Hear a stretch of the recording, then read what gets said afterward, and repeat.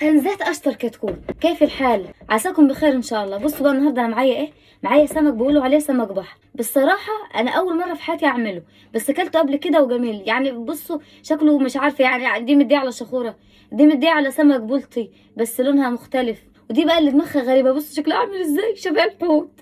ما علينا بقى، النهارده بقى نعملوه مع بعض بطريقه سهله وبسيطه وسريعه كمان، عشان انا صايمه المغرب قرب يأذن وانا ما لحقتش اعمل حاجه لسه. مين بقى اكل السمك ده قبل كده، ومين اللي ما بيحبوش ومين اللي بيحبه؟ يلا بقى الناس اللي بتحبه تثبت وجودها في كومنتات وتقولي هي بتحب السمك ده ولا ما بتحبوش، وكلته قبل كده ولا ما كلتوش. ويا ترى بقى الطريقه اللي هنعملوها دي صح ولا غلط؟ انا معايا بقى اول حاجه حته شطه عليها تومه، اللي احنا بنقوله عليها ايه، دقه، بس كتري منها بقى شويه عشان تغلفي على السمكه كلها. فانا لقيت بقى الذوق مش هينفع معاه اللي هي المعلقه يعني، فهقلبه بالطريقه دي. هتقولي بقى انت طب ما تقلبيه بايدك احسن، في شوكه بتبقى في ظهره كده بتدخل في الصباع، ايه حاجه مرار، حتى هو في الكيس كان بيشوك. وبس غلفته كده بالطريقه دي. بصوا بقى انا حطيت في الحله دي حته زبده وشويه زيت من زيت التومين عادي يعني، وغسلت الرز وهنحطه عليه كده ونقول بسم الله. تخيلوا بقى ان انا اكتشفت اكتشاف ان الزبده دي بتخلي الاكل في حته تانية خالص. اعملوه ان شاء الله وجربوه هيعجبكم بالزبده. ونبتدي بقى نملح ونقول بسم الله عشان يبقى عيش وملح. لو انت بقى بتحبي الرز كده مفلفل وكل حبايه سايبه بعضها ومش ملزق في بعضه، هتعملي ايه ان شاء الله يا ست الحبايب؟ السمنه او الزيت او ايا كان اللي انت عامله فيه الرز، هتمسكيه بقى تاخديه واحده تقليبه هوبا دبل كيك شقلباظ وتشقلطيه كله في قلب بعضيه، وتاخديه بقى واحده يمين في شمال وشمال في يمين وفوق وتحت وتحت وفوق، واديله ادي لحد ما ياخد على عينيه. لما تقلبيه كده وتلاقيه ابتدى يصفر وسخن معاكي جامد الرز، بعد كده تبقي تضيفي له الميه، هتلاقيه مفلفل وزي الفل.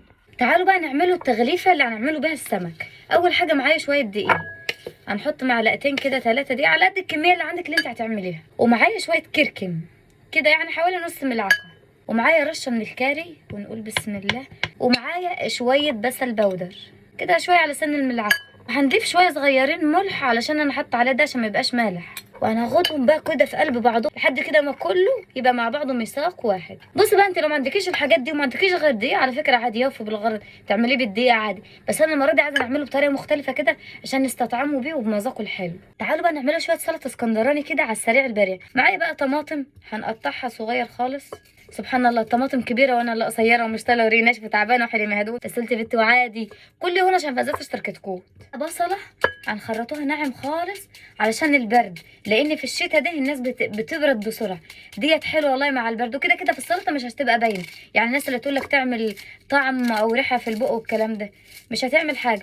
ما انت كده كده بعد الاكله المتينه دي لازم كوبايه الشاي الكبيره، صح ولا ايه؟ البصل ده مضاد حيوي سبحان الله طبيعي، فلو حد عنده برد واكل بصل ولا حتى حاجه عليها بصل طبعا بيموت الفيروسات الموجوده. طبعا احنا كان زمان لما كان ابويا بيربي الفراخ البلدي او الفراخ البيضاء وتقعد تعطس عتم عتم تفضل تعطس كده، كان بيعمل لها بصل في الخلاط، بيضربوا لها في الخلاط وعلى توم وبتاع ويعملوه لها ويحطوهم لهم في الميه اللي بيشربوها ما يعطسوش عشان يقتل البرد اللي عندهم. جبت بقى عود جرجير على عود كزبره على عود شبت، حطيت كله على بعضه كده عشان نعمله بالسلطه. انا نعرف ناس بقى لو في كزبره محطوطه على السلطه ما ترضاش تاكلها. وحوحها بقى يا مدير، ومعايا قرن شطه موحوح بس انا واخده نص عشان ما يبقاش حامي قوي.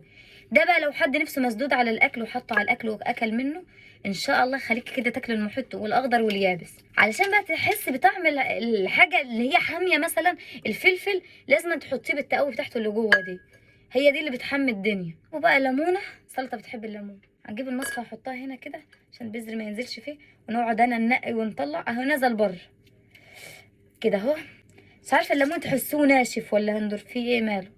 واخيرا وليس اخرا وشويه زيتون مخليين، لو عندك زيتون مش مخلي عادي ممكن تحطيه، وشويه بقى كمون عليهم شويه ملح، وهنديهم رشه كده جريئه من فوق الوش. يا سلام والله حته طبق سلطه يتاكل لوحده. بصي